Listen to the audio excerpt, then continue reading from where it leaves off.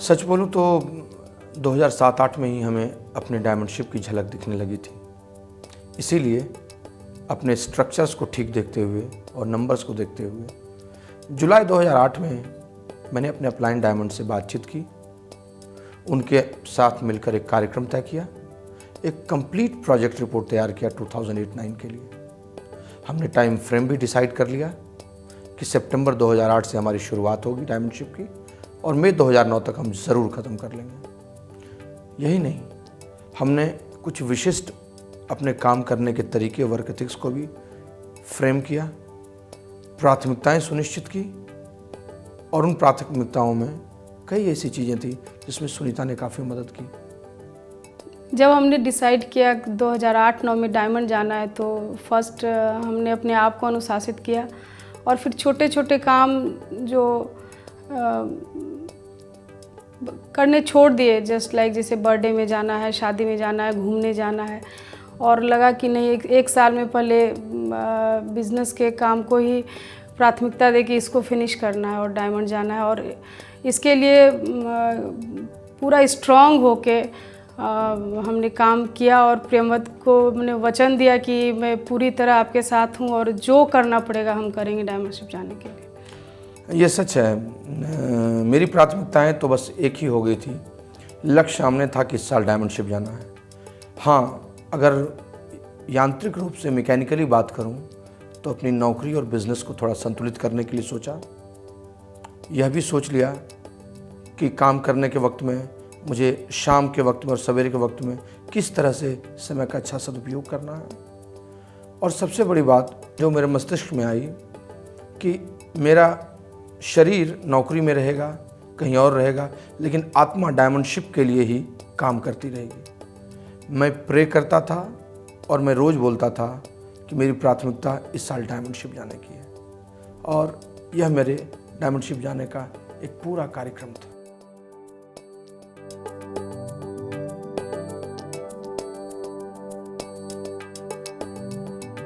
इस पूरे डायमंडशिप क्वालिफिकेशन में और कंप्लीशन में हमारे अपलाइन का लगातार हमारे साथ योगदान बना रहा और संपर्क में थे। दो तरीके से उन्होंने मुझे मदद की और संपर्क में लगातार बने रहे। शुरुआती दिनों में उन्होंने एक महीने का और फिर सप्ताह का कार्यक्रम बनाया और पूरी सुनिश्चित नीति बनाई, जिसमें हम लगातार उनसे बात करके उसी अनुसार काम करते रहे। दूसरा, टुकड़ों में तोड़कर भी उन्होंने बताया कि मुझे कैसे काम करना है। जैसे उन्होंने बताया कि जो भी नॉन क्वालिफाइंग लेग्स हैं उसमें डीप जाकर पर्सनली काम करो। उन्होंने बताया कि तुम ही उस ग्रुप के प्लैटिनम हो, तुम ही उस ग्रुप के सब कुछ हो, ये समझकर काम करो, चाहे ऊपर वाला काम करे या न करे।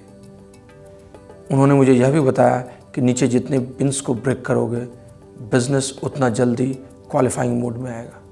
तो ये सारी चीज़ें मुझे बहुत अच्छी लगी। साथ ही साथ उन्होंने यह भी बताया कि ऐसा नहीं कि इस पूरे डायमंडशिप प्रोग्राम में जो क्वालिफाइड लेग्स हैं उससे बात ही ना हो। तो उनकी लगातार काउंसलिंग भी हम करते रहे और उनसे बातचीत करते रहे। जहाँ मदद की ज़रूरत हुई वो हमने किया, और इस तरह से मैं अपने अपलाइन से कनेक्ट होकर इन चीज़ों को देखता रहा। देखिए, इस बिज़नेस में अपलाइन का बहुत बड़ा रोल होता है और शुरू में बिज़नेस वो देते हैं, बिज़नेस करने के लिए बताते हैं, रिलेशनशिप स्ट्रॉन्ग करते हैं। बट जब हम एक पोजीशन पे आते हैं, पिन पे आते हैं और बड़े पिन की ओर बढ़ते हैं तो उनकी ज़रूरत और महसूस होती है कि कम से कम उनका मोरल सपोर्ट हमेशा बना रहे। और यही काम मेरे अपलाइन लेडी ने किया। वो यहाँ रहती भी नहीं, बहुत दूर रहती हैं, बट हमेशा फ़ोन से मुझे लगता था कि शायद मुझसे नहीं होगा और मैं क्या करूँ जो अपने डायमंडशिप को पूरा कर सकूँ। तो बस उन्होंने वही बोला, ब्यूटी ब्रेक थोड़ा बढ़ाओ, प्रोडक्ट की ट्रेनिंग बढ़ाओ, लोगों से मिलो, फाइंड करो कि कौन लेडीज़ में ज़्यादा फायर है और वो करना चाह रही। और मैंने उसी को किया और दिन महीने बीतते गए और मेरा डायमंडशिप हो गया। कि दिन भर का काम, थकावट, किसी की ज्वाइनिंग किसी की नहीं, आशा निराशा, डर, इन सब उहापोह के बीच जब रात होती थी तो ऐसा लगता था कि शायद ये महीना नहीं। लेकिन अपलाइन का एक फ़ोन आना और ये कहना कि प्रेमवत ये महीना तो हो ही गया, हमें उस मुकाम तक लेकर चला गया जिसकी हम कल्पना नहीं करते थे। उनकी ये प्रेरणा ही हमारे लिए पहली और सबसे बड़ी शक्ति बनी।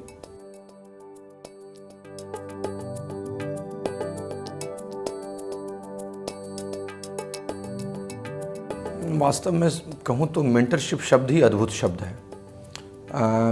अपलाइन के द्वारा अपने ग्रुप के लोगों को मदद करने का, उनको गंभीर रूप से साथ देने का एक ऐसा तरीका जिसमें वो अपने आप को खोज सकें, अपनी कमजोरी और शक्ति को पहचान सकें और अपने लक्ष्य को प्राप्त कर सकें, इसके लिए बना है। मैंने अपने पूरे ग्रुप को कई चरणों में मेंटरिंग दी। सबसे पहला चरण मेंटरिंग देने का मेरा हमेशा रहा कि नए लोगों के सामने मैं इस तरह से आऊं कि वे मेरे सामने खुल सकें और साथ साथ मिलकर बेसिक वर्क्स जैसे प्लान शो करना, इनवाइट करना या लिस्ट बनाना, ये सब सीख सकें, प्रोडक्ट की थोड़ी जानकारी ले सकें। और इसके लिए पहले चरण में मैं उनके सामने उनके जैसा बन के खुलता था। दूसरे चरण में मैं उनके साथ गहरा संबंध बनाने की शुरुआत कर देता था जिसमें वो मेरे नज़दीक आ सकें। और इस क्रम में मैं कोर ग्रुप बनाता था। कोर ग्रुप बनाने के लिए 2-3 चीज़ें मैं देखता था कि क्या सच में वो बिज़नेस करना चाहते हैं, क्या सीखना सुनना के लिए वे तैयार हैं और कुछ नाइट आउट्स में मेरे साथ बैठने के लिए तैयार हैं। और ऐसे जो भी लोग होते थे उनके साथ मैं बहुत गंभीर रूप से उन्हें 9 कोर स्टेप्स के बारे में बताने की शुरुआत कर देता, 3 पावर्स क्या होते हैं ये बताने की शुरुआत कर देता, कार्डिनल रूल्स के बारे में। कितनी बार मैं किसके साथ बैठूं इसका कोई ठिकाना नहीं था, यह उस व्यक्ति और उसके सीखने की क्षमता पर निर्भर करता था। लेकिन जो भी डार्क सर्कल्स होते थे, लगभग अल्टरनेट शाम को या रातों को हम ज़रूर बैठते थे, साथ कॉफ़ी पीते थे और उन्हें मैं समझाता था। और मेंटरिंग का तीसरा चरण वो एक पूर्ण विश्वास तक, सच बोलिए तो अंधविश्वास तक पहुंचने का रास्ता था, जहां जाकर वह सब कुछ सीखकर अपने ग्रुप को संभालने के लिए सोचता था। और वहां मैं उन्हें यह बताता था कि एक सच्चा आदमी कैसे बने, एक संपूर्ण व्यक्तित्व कैसे वो ले सके और वो किस तरह से अपने आप को डुप्लीकेट कर सके ताकि वह भी अपनी टीम का सेनापति हो, इंस्पायर करे, उसे समझाए और फाइनली मेंटरिंग करे।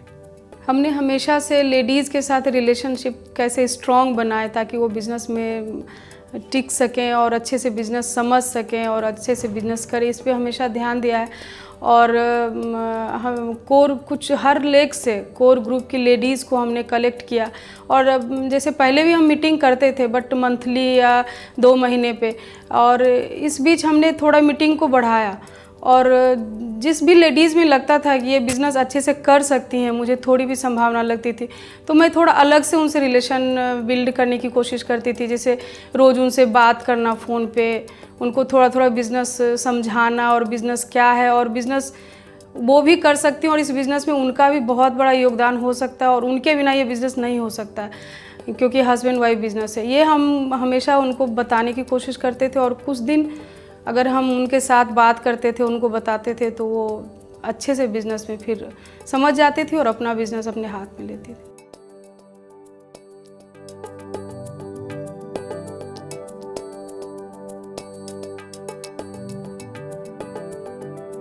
देखिए, जैसे ही मेरी चौथी लेग प्लैटिनम गई, I mean it went on 2007 last, सहसा पता नहीं मेरे अंदर एक आत्मविश्वास आ गया, मेरा सेल्फ इमेज भी हाई हो गया और मुझे ऐसा लगने लगा जैसे डायमंडशिप मेरे पास है। जुलाई 2008 आते आते मेरी 5वीं और 6ठी लेग में नंबर्स अच्छे हो गए और तब मैंने चेक किया अपने अपलाइन डायमंड से, उन्होंने कहा this is the right moment. मेरी 4 लेग ठीक ढंग से क्वालिफाई कर रही थी, काफ़ी एमरल्ड्स प्लैटिनम्स थे और 5वीं और 6ठी लेग में 100 से अधिक नंबर दिख रहे थे। मुझे लगा शायद ये सही मौका है, लेकिन अपलाइन डायमंड ने कहा कि आपकी विड्थ इतनी अच्छी हो चुकी है, नंबर्स इतने अच्छे हैं, एजुकेशनल पैरामीटर्स भी इतने अच्छे हैं कि सितंबर से शुरू करने में कोई दिक्कत नहीं है। यकीन मानिए, उनके बोलते ही सितंबर में मैंने निर्णय ले लिया कि इसकी संख्या में बढ़ा लूँगा। और मेरे अपलाइन ने यह भी कहा कि डायमंडशिप के प्रोसेस में आपकी जो नॉन क्वालिफाइड लेग है उसमें नंबर्स अपने आप 2 गुने और 3 गुने होते चले जाएंगे। और सच मानिए, मैंने जुलाई से शुरुआत कर दी थी एक्टिवली मॉनिटरिंग करना। सितंबर के पहले ही वीक में मैंने अपनी 5वीं और 6ठी लेग में 3-3 हज़ार पे भी क्लोज कर दिए थे, क्योंकि मैं पहले से ही खूब तैयारी कर रहा था। और फिर बात आगे बढ़ती चली गई, कोई दिक्कत नहीं हुई, सब कुछ अच्छा चला गया।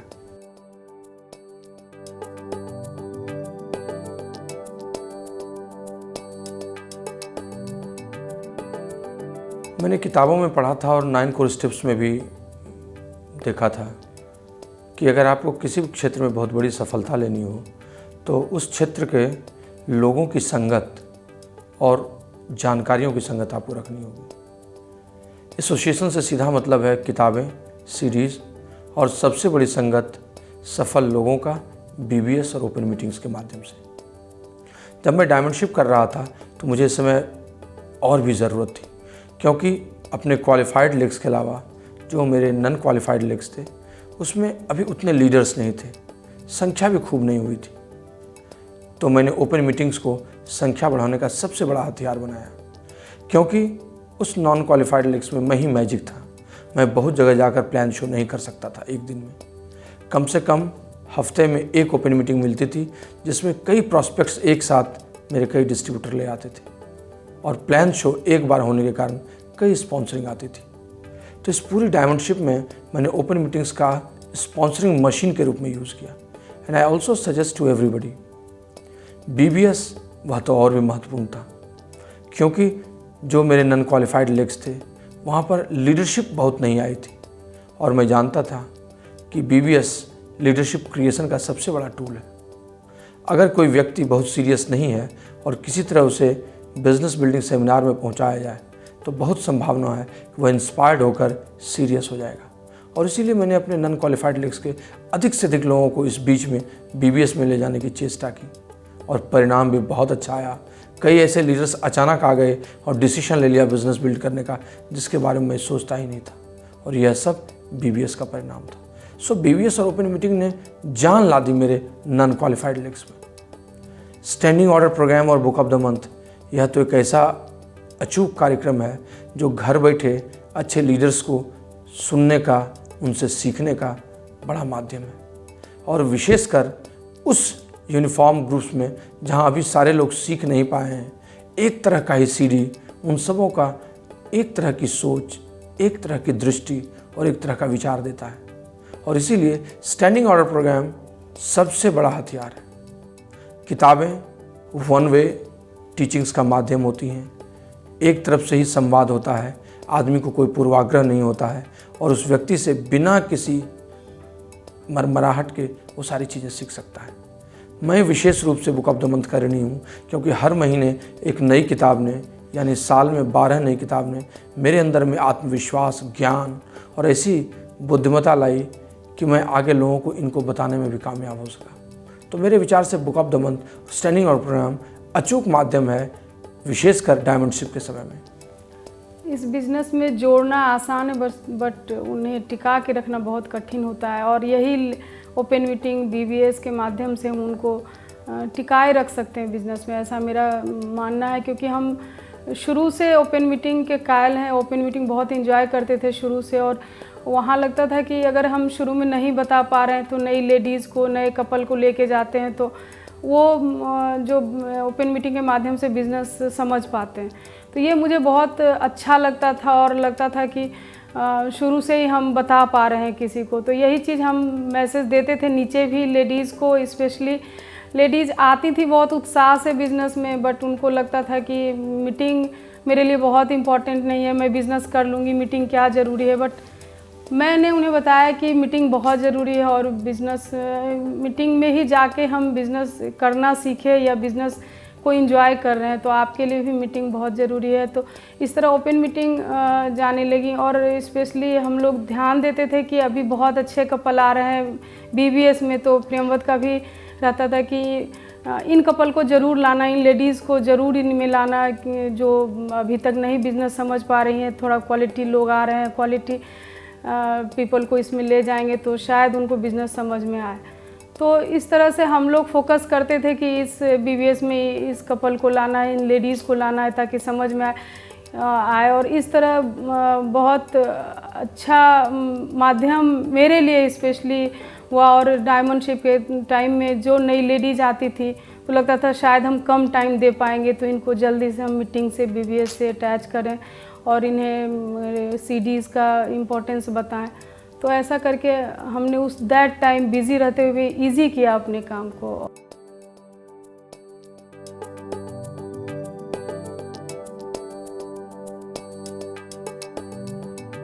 वैसे तो एमवे के सारे प्रोडक्ट्स अच्छे हैं, बट मेरा फोकस शुरू से न्यूट्रालाइट प्रोडक्ट पे ज़्यादा रहा है। और मैं किसी के घर या किसी के साथ न्यूट्रालाइट प्रोडक्ट के साथ एंट्री करती हूँ, फिर और प्रोडक्ट्स भी उसको बताती हूँ। जैसे आर्टिस्ट ही किसी को दिया तो बट ये ज़रूर बताती हूँ कि आप न्यूट्रालाइट इसके साथ लोगे तो आपका ज़्यादा फ़ायदा करेगा, क्योंकि भीतर से भी आप हेल्दी रहोगे, देन स्किन भी आपका हेल्दी रहेगा। और इस तरीके से मेरा बहुत प्रोडक्ट निकलता है और मेन फोकस मेरा न्यूट्रालाइट प्रोडक्ट पे ही रहता है। रिटेलिंग शब्द से शुरू में मुझे बहुत डर लगता था, लेकिन मैंने इसको मौलिक रूप में लेना बाद में शुरू किया। सबसे पहले तो मैंने खुद को और अपने घर को ही रिटेल किया कि मैं एक अच्छा कंज्यूमर बनूं।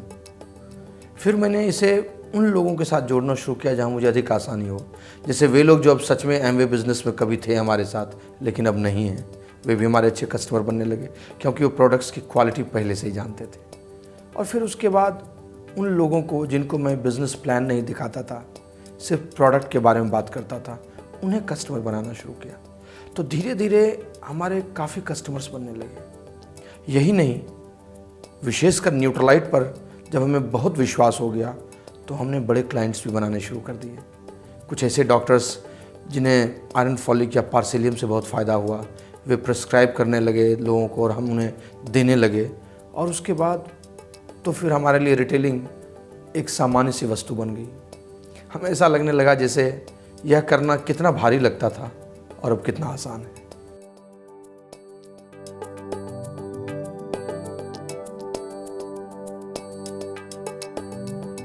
शुरू के 4 लेग्स में तो मैंने बात की शुरू में ही, और उन लोगों ने मैंने जो रिस्पॉन्सिबिलिटी दी उससे अधिक उन्होंने रिस्पॉन्स किया और उन्होंने कहा कि आप निश्चिंत रहें, हम अपने लेग्स को ग्रो करेंगे ही, ये क्वालिफाइड लेग्स हैं, you will find much more platinums in those legs and emeralds. रही बात 5वीं और 6ठी लेग की, तो इस लेग्स में महीने के सितंबर के शुरू में ही हमने कुछ लोगों से बात की थी, अगस्त के लास्ट में भी, और सबके एक सही रियलिस्टिक गोल्स बनाए थे और यही कहा था कि हमें 3 क्लोजिंग करनी है और इन तीनों क्लोजिंग पर ध्यान देना है, और ये रिस्पॉन्सिबिलिटीज़ क्लोजिंग की हमने उनको दी। साथ ही पूरे एलओएस में से लोगों को स्केच आउट किया। कुछ लोग जो खूब स्पॉन्सरिंग करा सकते थे, जैसे जो फ्रेश नए ब्लड आए थे, और कुछ लोग जो पुराने थे और अच्छा रिटेल कर सकते थे, 200 पीवी क्लब, 100 पीवी क्लब। यही नहीं, उनको यह भी रिस्पॉन्सिबिलिटी दी कि कई जगह मैं शायद न पहुंच पाऊँ, वही वहाँ टीम मीटिंग या पेस मीटिंग कर लें।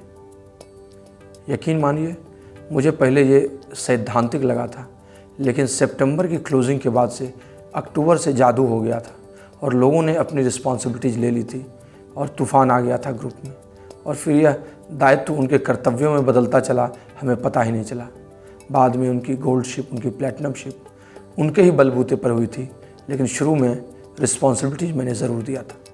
देखिए, जब हमने डायमंड जाने की ठानी तो लगा कि थोड़ा सा रिस्पॉन्सिबिलिटी नीचे देना होगा लेडीज़ को, और स्पेशली मैंने 5th और 6th लेग की लेडीज़ को कलेक्ट किया और उन्हें बताया कि आप इस मंथ 6 जा सकते हो, 9 जा सकते हो, 12 जा सकते हो, और इसके लिए आपको छोटे छोटे काम करने होंगे। थोड़ा ब्यूटी ब्रेक बताया, उन्हें सिखाया, और एडीसी ले जाके प्रोडक्ट ट्रेनिंग दिलाया, और उन्हें ये बताया कि ये अपने तक नहीं रखना, इन्हें नीचे भी आप नीचे ले जाना, तो आपका बिज़नेस आपके हाथ में आएगा और आप जो सोचते हो, जो गोल चाहते हो, वो गोल आप अचीव कर सकते हो। और इस तरह हमने बताया, और तो उन्हें बाद में एहसास हुआ कि मेरे ऐसा करने से शायद ये डायमंड जाएंगे और मेरा बहुत बड़ा अचीवमेंट होगा इनके डायमंड जाने में। और धीरे धीरे बहुत रेस्पॉन्सिबल हो गए वो लेडीज़, और वो बहुत काम किया मेरे डायमंडशिप में, उनका रिस्पॉन्सिबिलिटी देना, और वो चीज़ सीख गए कि हमें भी रिस्पॉन्सिबिलिटी नीचे पास करना है।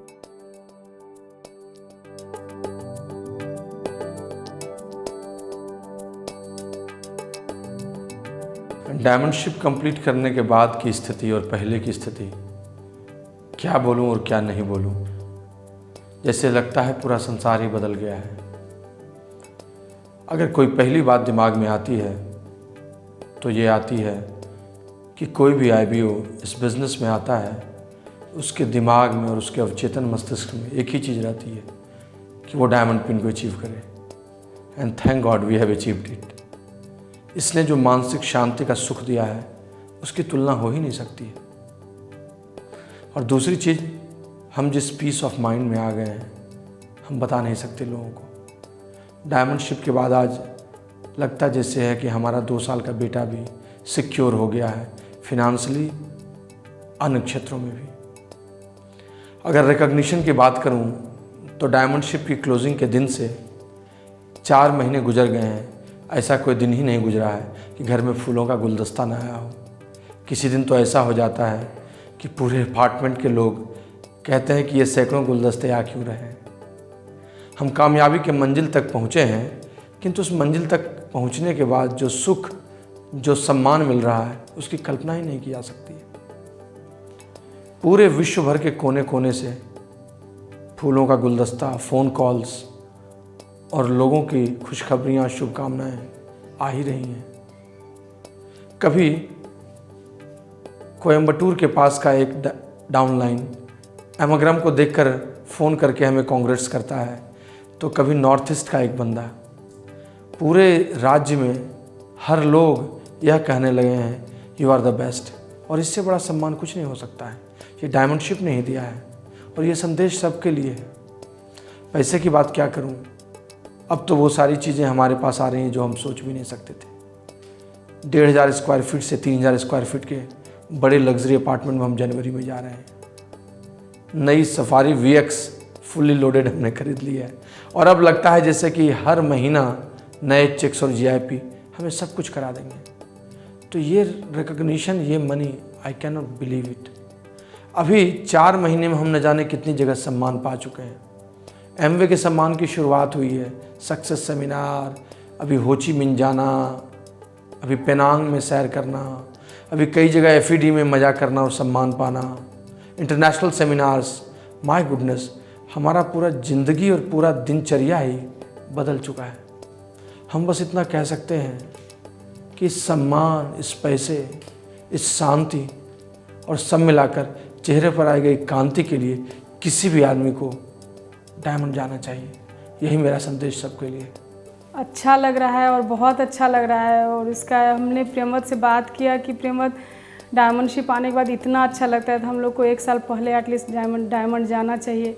और ग्रुप में मोमेंटम की बात है कि बहुत सारे बड़े बड़े पिन, इनफैक्ट एक डायमंड भी मेरे पीछे आए, एक डायमंड क्वालिफिकेशन शुरू हुआ है और 3-4 एमरल्ड्स आए हैं। और इस साल तो बहुत बड़े बड़े पिन आने वाले हैं। इनफैक्ट 10 एमरल्ड्स क्वालिफिकेशन शुरू हो गए हैं और लगभग 25 प्लैटिनम्स आएंगे और सिल्वर की तो कोई गिनती ही नहीं है। तो मुझे लग रहा है कि डायमंड शिप शायद इतने बड़े बड़े पिन हम लोगों ने ही रोक रखे थे। अगर हम लोग 1 साल पहले जाते तो शायद इतने बड़े बड़े पिन 1 साल पहले आ जाते। बहुत मोमेंटम है ग्रुप में, बहुत पॉजिटिव मोमेंटम है और सब में बड़े बड़े पिन पाने की होड़ लगी हुई है। तो मैं तो यही कहूँगी कि डायमंड शिप और अदरवाइज अभी प्रियमत ने बताया बहुत एंजॉय कर रहे हैं लाइफ को, एक पीस आ गया है दिमाग में। और प्रियमत अभी तक है जॉब में, बट अब हम लोग डिसाइड कर रहे हैं कि प्रियमत अब जॉब छोड़ने से भी कोई फ़र्क नहीं पड़ेगा, आप छोड़ सकते हो और जहाँ मन वहाँ जाओ, जो मन मर्जी वो ख़रीदो, ये वाली बात हो गई है। सीरियस जो भी बिज़नेस कर रहे हैं वो डायमंड जाके ही देखें कि डायमंड बनने के बाद कैसा मेंटली पीस, और पैसे की तो बात ही नहीं है। और आप जो मर्जी वो कर सकते हैं, जहाँ जाने का हो, जो ख़रीदने का हो।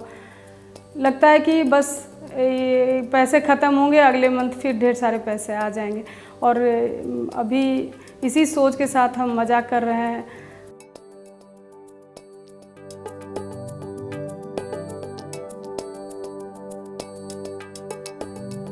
मैंने और सुनीता ने अपने कामों को बांट लिया था। मैं करीब 60 किलोमीटर दूर नौकरी करके लौटता था शहर में, इसलिए शाम का खाना मैं कब खाऊंगा यह सुनिश्चित नहीं था। शहर के किसी एक कोने में मैं प्लान दिखाते रहता था, किसी दूसरे कोने में, और यह सब पहले से ही नियोजित होता था। दूसरी बात, हर दिन शाम तक मैं इस बात को निश्चित कर लेता था कि आज कितनी ज्वाइनिंग निकली, कहाँ से PV कलेक्शन करना है, और यह सब काम हम दोनों मिलकर करते थे, डाउनलाइंस पर नहीं छोड़ते थे। 10 की पहली क्लोजिंग, 20 की दूसरी क्लोजिंग, यह सब हमें मिलकर करना था। हमें रोज़ प्लान भी दिखाना था। 11 बजे रात के बाद 1 घंटे 1.5 घंटे डाउनलाइन से आउट स्टेशन बात भी करनी थी और कल का कार्यक्रम भी तय करना था। यह सब कुछ एक झोंके में हो रहा था, लेकिन नियोजित तरीके से। सच मानिए, इस पूरे साल भर के अंदर में डायमंडशिप के हर महीने में हमें पता ही नहीं चला कि दिन कैसे बीते, लेकिन इतना निश्चित था कि किस दिन में क्या काम करना और कहाँ, हमने पहले से चेकआउट किया था। सुनीता ने इसमें कलेक्शन पीवी करके एडीसी में देना, बीबीएस के टिकट्स देना और बच्चों को संभालने का काम किया था और उसने बखूबी किया। वाकई उसमें वर्कलोड बहुत हो गया था मेरा, और छोटे छोटे काम जैसे पीवी कलेक्ट करके, ये तो रहते नहीं थे, बाहर जाते थे जॉब में, तो पीवी कलेक्ट करके उसको एडीसी में प्रॉपरली डालना, सबको प्रोडक्ट्स पहुंचवाना, और घर में भी मेरे 3 छोटे छोटे बच्चे हैं तो बच्चों को मैनेज करना, उसका स्कूल, ट्यूशन, तबीयत ख़राब। तो मैंने इन सब चीज़ों से प्रियंवद को बिल्कुल अलग रखा और बिज़नेस के साथ साथ इसे भी संभाला। लग रहा था कि बहुत मुश्किल है और बहुत भारी काम है, बट डायमंडशिप दिख रहा था तो लग रहा था कि बहुत बड़ा अचीवमेंट होगा उसके लिए, अगर इतना करे तो कोई बड़ी बात नहीं है। और हम एक मैसेज देंगे कि जो भी ट्रैक कर रहे हैं डायमंडशिप, बस ये पेशेंस रखने का है। दैट टाइम आप 6 महीने पेशेंसली काम करें, और काम बिखरा पड़ा रहता है, उसको बस फाइंड करना कि कहाँ काम करके समेट के हमें और एक जगह करना है, और जिसका परिणाम हुआ कि 6 लेग में 10-10 हज़ार पीवी होंगे और हम डायमंड जाएंगे। वही हमने किया और यही हम मैसेज देंगे आपको।